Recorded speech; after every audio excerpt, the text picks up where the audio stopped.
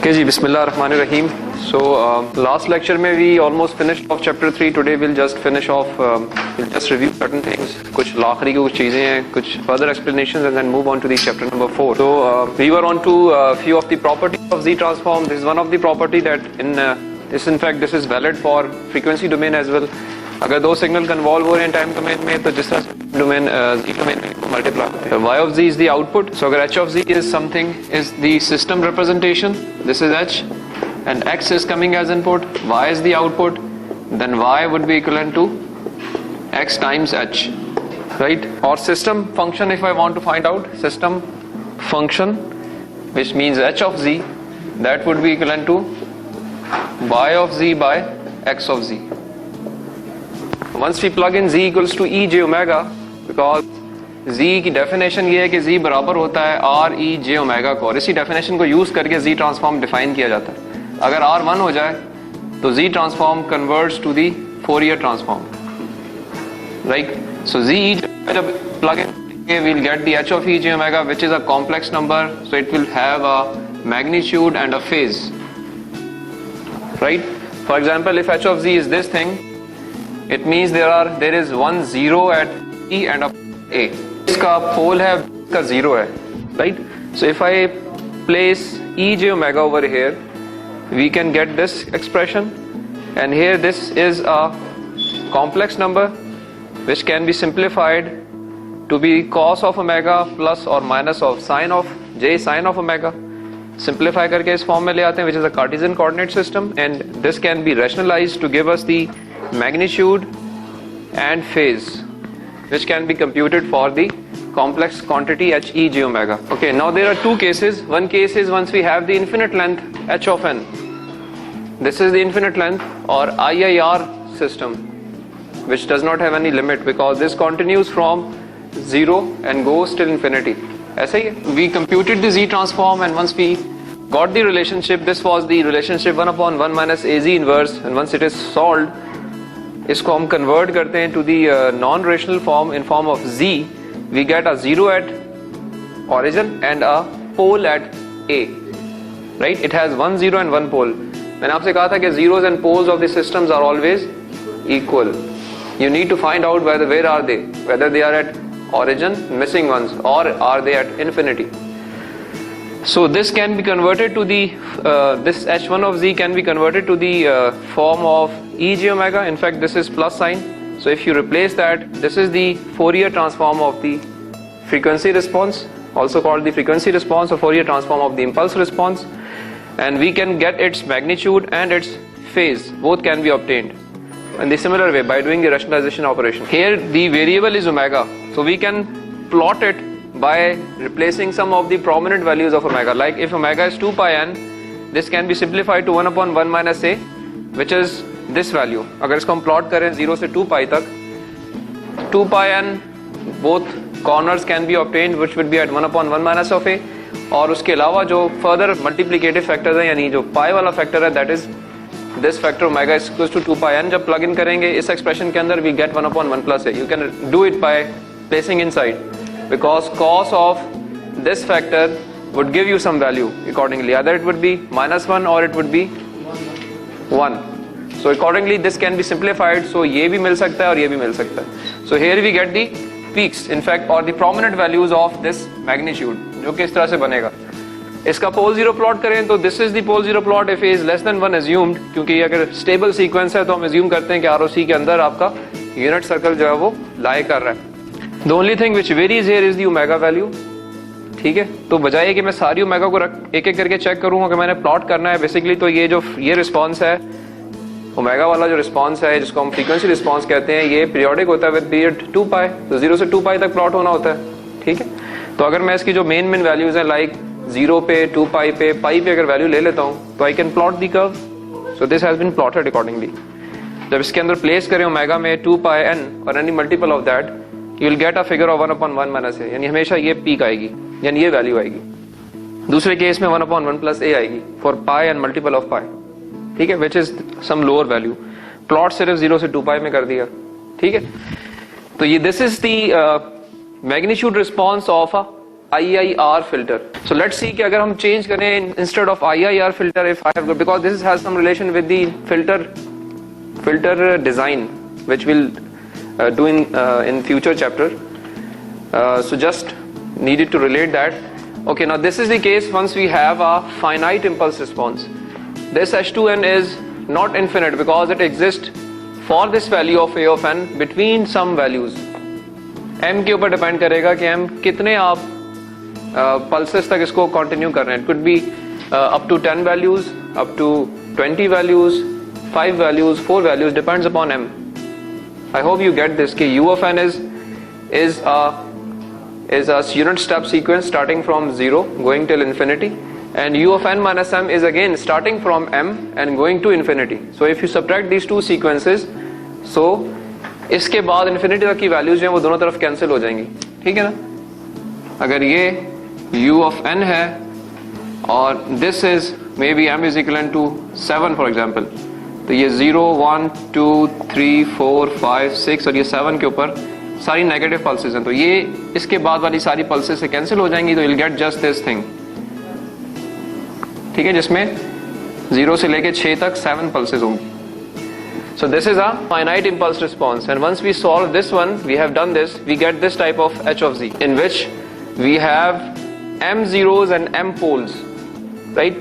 M zeros जो हैं they are at in a circle of radius a with values of phase being changed. इस तरह से निकालते थे ना हम कि e पावर हम देखते थे कि z is equivalent to a e j 2 pi k over n is equivalent to whatever is value of M, maybe it is 4, so k varies from 0 to 3, and respectively we get the value of ej omega. ej in fact अगर मैं इसमें value place in करूं n equals to 4 for example, 2 pi 0 by 4 पहली value हो जाएगी, दूसरी हो जाएगी j 2 pi 1 by 4, तीसरी वैल्यू हो जाएगी a j 2 pi 2 by 4, right.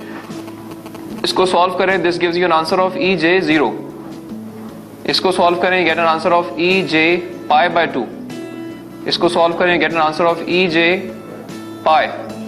इसके बाद एक और वैल्यू होगी जो कि 3 पे होगी. If you solve that it will be e j 3 pi by 2, right. So अगर इन सब का मैग्नीट्यूड जो है that is the same one A, right. So ये ए के ऊपर एक सर्कल में रोटेट करेंगे, जे 0 जो होगा वो 0 के ऊपर होगा, पाई बाय 2 वाला पाई पे होगा, ये आपका पाई पे होगा, ये 3 पाई बाय 2 पे होगा. तो 4 जीरोस आपके इस तरह से एक सर्कल में रोटेट कर रहे होंगे. अगर ये m पे डिपेंड कर रहा है कि m कितना है, राइट.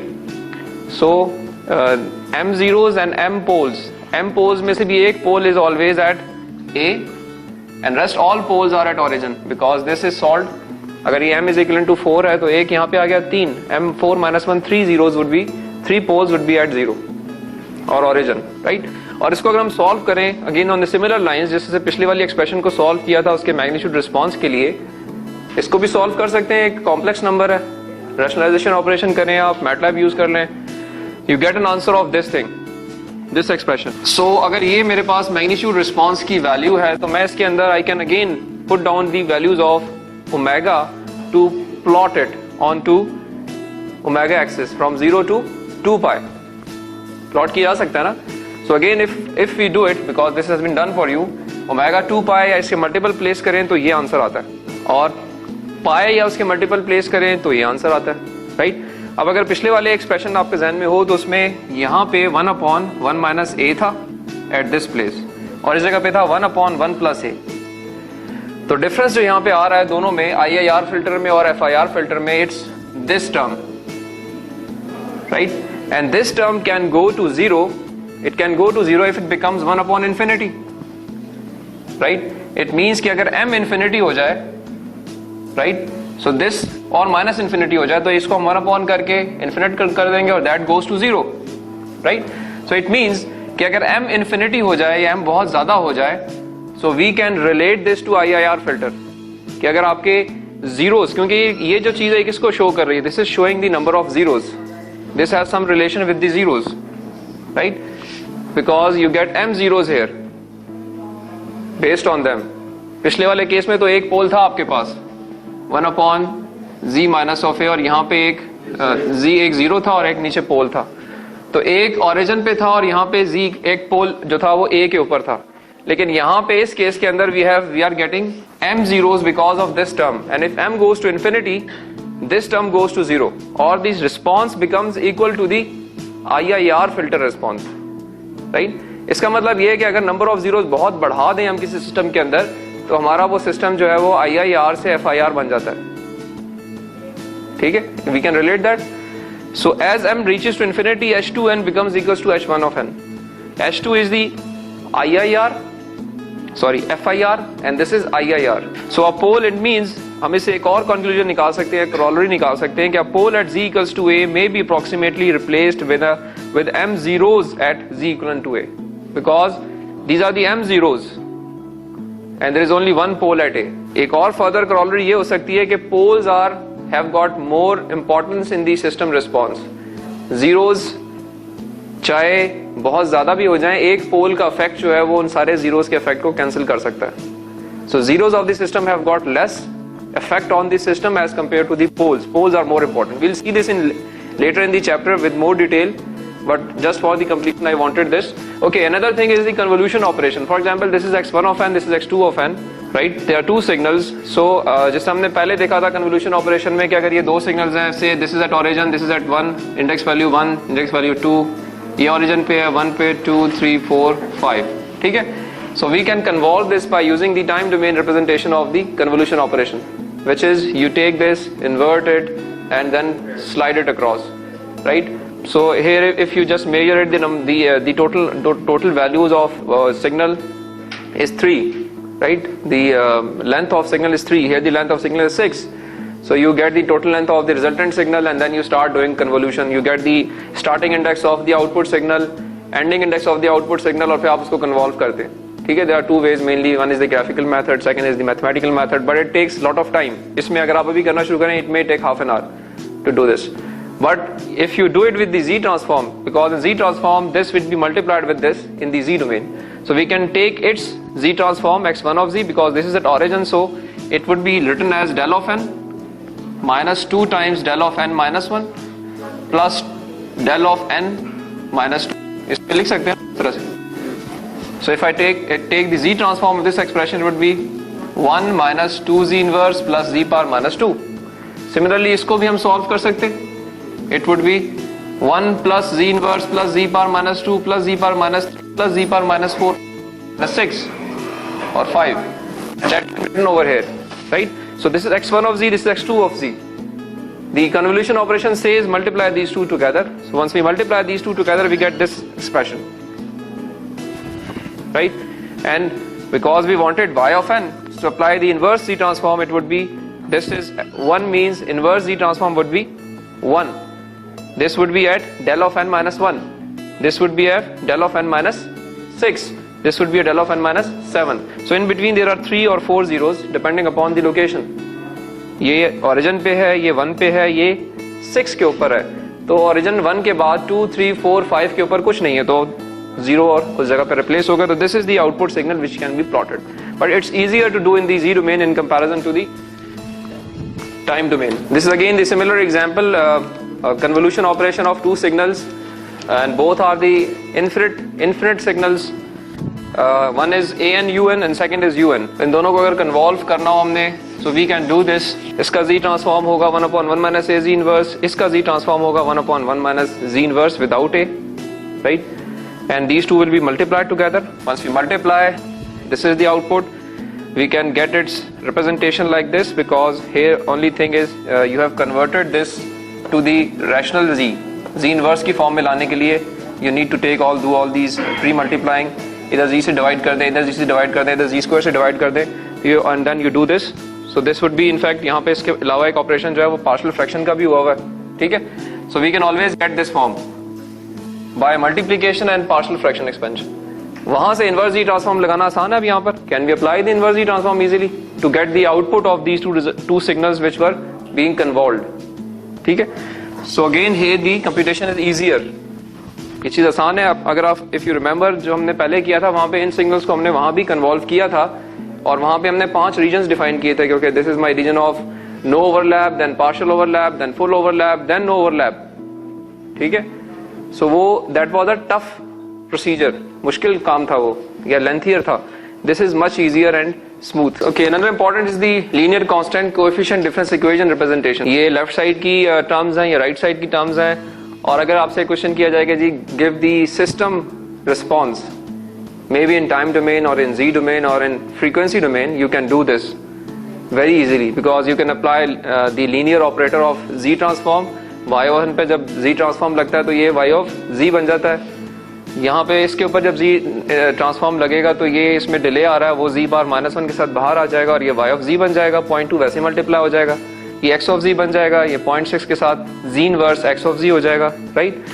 लेफ्ट साइड पे y of z कॉमन ले सकते हैं, राइट साइड पे x of z कॉमन ले सकते हैं, तो ये दो टर्म्स आ जाएंगी। yz by xz cross multiplication करेंगे तो ये टर्म इधर जाके डिवाइड कर देगी। So this thing is now on the left hand side is your h of z, और इस चीज को आप h of n में कन्वर्ट कर सकते हैं। h of z से h of n जाने के लिए इंस्पेक्शन मेथड है, पार्शियल फ्रैक्शन एक्सपेंशन मेथड है, लॉन्ग डिवीजन का मेथड है, राइट। तो अब इसमें क्या तरीका लगता है, इसको आप सेपरेट कर लेंगे ना, इसको इसके साथ कर लेंगे, फिर इसको इसके साथ भी कर लेंगे, ठीक है। तो ये चीज हो जाएगी 0.2 n un और दूसरा हो जाएगा -0.6 into 0.2 n un, but there is a delay of 1, so it would be -1, ठीक है जी। तो this is how you convert back, this is easier way of computing this thing। Okay, so in a similar way we can go from the pole zero plot to the z transform or from the z transform to the pole zero plot। यहाँ से आप zeros और poles compute करके इधर plot कर सकते हैं। इसको देख के आप ये चीज ड्रॉ कर सकते हैं या लिख सकते हैं। यहाँ से आप वापस जाके जब AOZ में कन्वर्ट कर लेंगे तो उसके बाद उसको आप by inspection method or by long division method you can convert back to obtain the time domain representation of things, ठीक है जी। So these were the things which I wanted to cover and this chapter is almost finished। Let's take a quiz on this। इसको यहाँ से देख के इसके poles और zeros बताए जा सकते हैं। इस सिस्टम के 4 जीरोस हैं, 4 पोल्स हैं। Okay, let's do the zeros first। 4 zeros z power -4, इसको अगर हम सॉल्व करते हैं, this is 1 minus equivalent to 1 minus z power -m।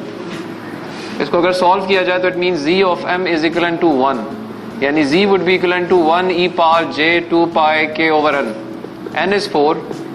तो it would be something like this कि एक सर्कल होगा जिसमें जो कि यूनिटी सर्कल है, एक जीरो इधर होगा, एक इधर होगा, एक इधर होगा, एक इधर होगा। ये 4 जीरोस हो गए। इसका एक पोल तो -3 के ऊपर है, यानी अगर ये 1 है, -1 है तो ये -2 -3 जगह पे एक पोल होगा। बाकी जो 3 पोल्स हैं वो ओरिजिन पे होंगे सारे, third order pole. So in fact this can be done, right, pole zero plot. Okay, inverse Z transform के लिए आप इसको सेपरेट कर लें, इसको सेपरेट कर लें, निकल आएगा। ओके, अगर ये आपको नहीं पता कि सिस्टम जो है वो लेफ्ट हैंड साइड है, राइट हैंड साइड है, या तो दोनों राइट हैंड साइड होंगे या दोनों लेफ्ट हैंड साइड होंगे, या एक राइट हैंड साइड होगा लेफ्ट हैंड साइड होगा, 3 पॉसिबल सिनेरियो है।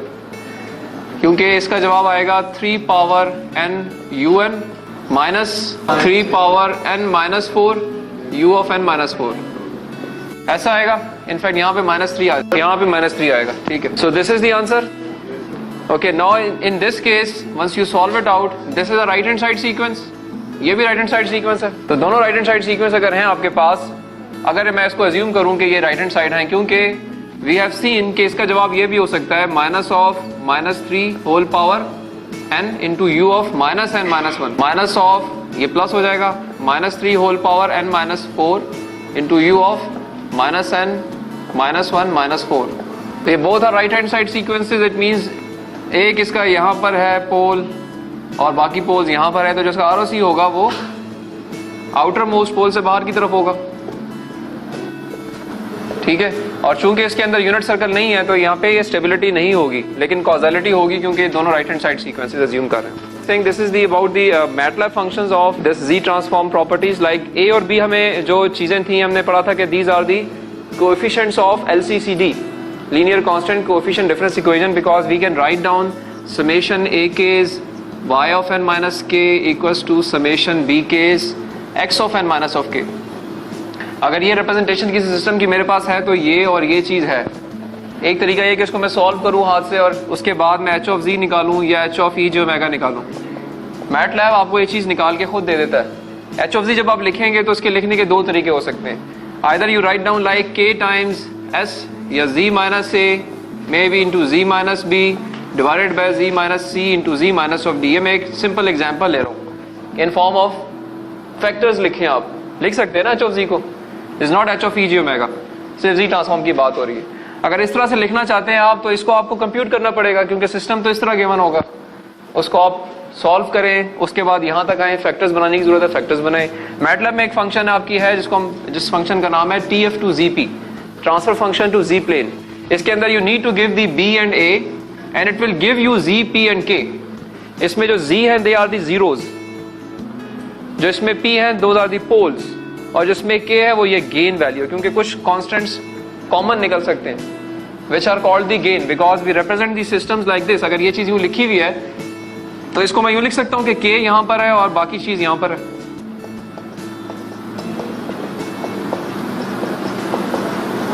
यूं लिख सकते हैं ना, ये अगर x यहां पे आ रहा है, y यहां से जा रहा है, तो this thing can be written like this because ultimately y is this by this by this। तो ये वही चीज है, इसका यही मतलब है। तो this is called the gain because gain means nothing is varying, whatever value you are giving that is there, maybe it's a multiplier 2 4 5 6 whatever। So you can use the TF to ZP command to do this। Z plane की command जो है वो अगर आप zeros और poles उसको दे दें तो वो प्लॉट कर देती है, ठीक है। जीरोज और पोल्स यहां से निकल आए, उसको आपने Z प्लेन की कमांड में प्लग इन किया तो उसने आपको जीरो पोल्स प्लॉट करके दे दिए। So how this is one of the command, और इनफैक्ट ये रिप्रेजेंटेशन है once we would like to write down the transfer function in form of factors like z minus a into z minus b into any number z minus maybe m divided by z minus b 1 maybe z minus b 2 till z minus b m। if this is a1 this is maybe a2 this is z minus a m into some gain k। इस तरह लिख सकता है। और एक और representation ये हो सकती है कि if I make the partial fraction expansion of this thing and I maybe some term z or I call it r by z minus a1 plus r2 by z, right, plus maybe some constant term k without any involvement of z, or maybe some z term like k of z for example, z inverse for example, और ये continue होगा। It may continue मतलब I am just taking a general expression. तो ये भी कुछ भी number of terms हो सकती हैं, यहाँ भी कुछ भी नंबर ऑफ टर्म्स हो सकती हैं। इस तरह भी लिखा जा सकता है h ऑफ z को, लिख सकते हैं ना कि नहीं लिख सकते, लिख सकते हैं। सो अगर इस तरह की एक्सप्रेशन निकालनी हो आपने, अगेन मैटलैब में एक फंक्शन है रेजिड्यूज का। रेजिड्यूज का फंक्शन जो है वो आपको ये r जो कि not are, they are not the zeros of the system. Zeros के लिए you need to get this form, जब तक आप फैक्टर्स नहीं बनाएंगे जीरोज नहीं निकलेंगे। although poles are same because poles में तो आप LCM में नीचे यही चीज आ जाती है ना, तो poles तो रहेंगे। तो यहाँ पर जो रेजिड्यू का फंक्शन है RESIDUEZ, इस कमांड के तहत we can find out the R's means what are the numerators of the independent terms and the poles, it means it gives you R, P and K equals to residue। R includes the numerator terms, P includes the poles and K includes all those terms which are without poles, ठीक है। So this you can check out in MATLAB। Signal नहीं है ना इसके अंदर, ना signal की requirement है। देखो जो हमारे पास कांस्टेंट कोएफिशिएंट डिफरेंस इक्वेशन होती है, a k is yn minus k equivalent to summation b k is xn minus of k, ये एक सिस्टम को शो कर रही होती है जिसके अंदर x और y are showing the input and output of the systems which you give and it gives you the result। So in fact they are representing a system h of z or maybe h of e j omega या h of n भी इसको आप कह सकते हैं। तो ये representation system की होती है, इनपुट आपने देनी होती है। ये चीज एक सिस्टम को शो कर रही है कि वो इस तरह से इनपुट को वेरीफाई करेगी तो आउटपुट कुछ इसके मुताबिक निकलेगी। This is a system. A system is represented by linear constant coefficient difference equation, ठीक है, नॉट एनी इनपुट और output. It is generalized for any input to give you an output based on this. को x ऑफ z domain में तो x ऑफ z से multiply करेंगे तो y ऑफ z मिलेगा आपको। अभी ये चीज तो h ऑफ z दी है उसने आपको। सो this is the second function. This is A, this is B vector. We can use the residues command on B and A. It will give me the R value, P value and K value. Again R are these values, the numerators. जिस तरह ये expression है ये इसी को simplify किया है कि अगर ये A और B हो तो H of Z ये होगा। लिख सकते हैं आप लोग, अगर ये A B मैं आपको दूं तो H of Z लिख सकते हैं। ए क्या होते हैं? कोफिशिएंट्स ऑफ एक्स होते हैं, बी क्या होते हैं? कोफिशिएंट्स ऑफ वाई होते हैं। उल्टा कर गए ना आप लोग, ये कोफिशिएंट ऑफ वाईज हैं, यहाँ पे लिखा था ना अभी मैंने, और ये कोफिशिएंट ऑफ एक्स हैं, राइट। सो अगर ये चीज मेरे पास है तो आई नो कि दिस इज माय वैल्यू, यहाँ पे रिप्लेस करते जाएं अगर हम 1 by 1, तो इसमें k की वैल्यू आप वेरी करा सकते हैं। अगर ये एक कॉजल सिस्टम है 0 से लेके ऑनवर्ड्स, पहली वैल्यू y ऑफ n हो जाएगी, दूसरी y n - 1 हो जाएगी, y n - 2 हो जाएगी, y n - 3 हो जाएगी, उस पे h ऑफ z आप या z ट्रांसफॉर्म अप्लाई कर दें तो you can get this expression, ठीक है। Okay, I just wanted to check कि ये चीज, ये this can be obtained, right. So अगर आप अगर किसी को डाउट है तो he can ask me, I can do it for him कि इससे क्या बनेगा। लेकिन ये this is very simple, you should understand कि h ऑफ z कैसे बनेगा। जब ये चीज आ गई h ऑफ z की, तो इसको आप दो फॉर्म्स में लिख सकते थे। एक फॉर्म थी कि इसके आप फैक्टर्स बना लें ऊपर नीचे, जीरो तो पोल्स निकालने अगर आपने तो फैक्टर बनाने पड़ेंगे इसके, इसको सॉल्व करना पड़ेगा इसके साथ, तो ऊपर भी फैक्टर्स आ जाएंगे, नीचे फैक्टर्स आ जाएंगे, और कोई कांस्टेंट भी हो सकता है मल्टीप्लाई हो रहा हो, राइट। वो बाय हैंड अगर आप करें उसको आप अवॉइड कर सकते हैं by using the command tf to zp। और अगर इसको आपने इस फॉर्म में लिखना है like this, summation of different terms, तो इसके अंदर भी पोल्स हैं, कुछ r ऊपर न्यूमरेटर है, फिर कुछ पोल है न्यूमरेटर है, कुछ टर्म्स जो हैं वो विदाउट पोल्स एंड जीरोस हैं, poles and numerator in fact, right. तो इसको अगर आपने इस तरह की फॉर्म ऑब्टेन करनी है for some purpose, then you use the command residues. Residue command would automatically tell you के इसमें ये k की वैल्यू क्या है, ये r1 क्या है, r2 क्या है, r3 क्या है, और इस तरह से p1 p2 p3 क्या है, ठीक है। और उनको again you can use and you can plot it the pole zero plot. So this is just the explanation कि आपके पास जो इमेजिनरी एक्सिस पे प्लेन होती है वो या पॉइंट्स जो होते हैं they are always in pair, because something would like this would appear. ये मैंने भी क्लास में अभी थोड़ी देर पहले सॉल्व भी किया है कि पोल्स और zeros which are existing onto the imaginary plane, they are always complex conjugate because of the solution of the equation, a second order equation or a fourth order equation, it would be like this, ठीक है। जो तीसरा इसमें अगर ये third order होती तो तीसरा would definitely be onto the real axis, it would not be, अगर पेयर में है तो 2 होंगे, 4 होंगे, 6 होंगे, 8 होंगे, बाकी जो अगर ऑड नंबर जितना भी होगा वो रियल एक्सिस पे होगा, ठीक है। So this we already did कि पोल लोकेशन की बुनियाद पर वी कैन डिसाइड कि कॉजल सिग्नल किस तरह का है। अगर पोल आपका यूनिटी सर्कल के अंदर है तो आपका सिस्टम जो है वो स्टेबल होगा, इट विल ड्रॉप डाउन। अगर पोल आपका यूनिट सर्कल के ऊपर है तो सिस्टम उसी लोकेशन पे रहेगा, it will stay as it is, it will not give a decaying response. If the pole is outside the unit circle, system would be unstable, it will increase, exponential growth होगी। अगर complex conjugate poles हैं और ये दोनों के दोनों आपके unit circle के ऊपर हैं तो एक साइक्लिक बिहेवियर होगा या एक साइनोसॉइडल बिहेवियर होगा, it will increase decrease but not go down to zero. अगर ये अंदर होंगे तो it will go down to zero, like here drop होगा ये। एक और तरीका एक्स ऑफ जी को सॉल्व करने का ये है कि you do the long division. Long division का तरीका ये है कि आप ये एक एक्सप्रेशन है which has got a higher term in Z, this has got a lower term, तो आप इसको डिवाइड कर सकते हैं to get down the different terms. या तो इसको आप इस तरीके से कन्वर्ट कर लें to get the poles and zeros, इसको सॉल्व कर सकते हैं ना बाय इंस्पेक्शन कि ये क्यूबिक फार्मूला है, यहाँ पे स्क्वायर फार्मूला है, you can divide like this, यहाँ पे फैक्टर्स बन सकते हैं। सिंप्लीफाई करने के लिए कि z से -1 से आप कंफ्यूज ना हो, you can make z - a, you can assume this to be equal to a for example. जब इसमें प्लग इन कर देंगे आप तो यहाँ पे ये 3a हो जाएगा, ये 3a स्क्वायर हो जाएगा, ये a क्यूब हो जाएगा, इस तरीके से ये 3a हो जाएगा, ये 2a हो जाएगा, 2a स्क्वायर हो जाएगा। अब तो सॉल्व करना आसान है, फैक्टर्स बना लें, दोबारा ये वैल्यू रिप्लेस कर दें, get this value. So this is for the purpose of obtaining the zeros and poles. और अगर आपने जीरो पोल्स नहीं ऑब्टेन करने, you want to find out कि इसकी क्या डिफरेंट टर्म्स होंगी, तो you need to divide it like this, जिसको हम लॉन्ग डिवीजन का तरीका कहते हैं, in which you take the first term, this is the thing to be divided, so it will go inside, this is the term out in the divisor, so this is divisor, this is dividend, इसकी first term ली, इसकी first term ली, दोनों को divide किया, this is the answer, you multiply the whole thing with this, so you get this expression. इनको आप subtract कर देंगे, ये कैंसिल हो जाएंगे, ये आपस में ऐड हो जाएंगे, ये आंसर आ जाएगा। स्टिल इसकी टर्म्स जो है वो इसके बराबर है, फिर आप डिवाइड कर सकते हैं, this is the answer, multiply the whole thing, you get this thing, तो this is the final thing available. So this expression is equal to this plus this by this. In fact वो इस तरह से obtain किया। उसके बाद इसको simplify करना आसान है, या इसका इनवर्स जी ट्रांसफॉर्म निकालना आसान है, क्योंकि इसका भी निकल आएगा 2.25 डेल्टा एन, इसका निकल आएगा 0.5 डेल्टा एन -1, यहाँ पे दो टर्म्स बन जाएंगी, this divided by this, this divided by this. उसको आप अलग अलग सॉल्व कर सकते हैं, इसकी दो पार्शियल फ्रैक्शंस करनी पड़ेंगी, इसके साथ अलग और इसके साथ अलग, और ये उस तरह पार्शियल फ्रैक्शन करके इसके आंसर निकाले गए। और अगर आप ROC नहीं बताया हुआ तो यू कैन ऑलवेज डिटरमिन कि ROC इसमें क्या बनेगा depending upon the like X of Z compute हो गया ऊपर 2.25 0.5 जी इनवर्स, एक टर्म ये है, तो इसका एक जो इस जगह पे पोल है वो 1 के ऊपर है, ये पोल 2 के ऊपर है। अगर हम एज्यूम करें कि जी जो है वो पोल 2 से बड़ा, इट मीन्स ये दोनों राइट हैंड साइड सीक्वेंसेस हुए, तो उस केस के अंदर ये आंसर होगा।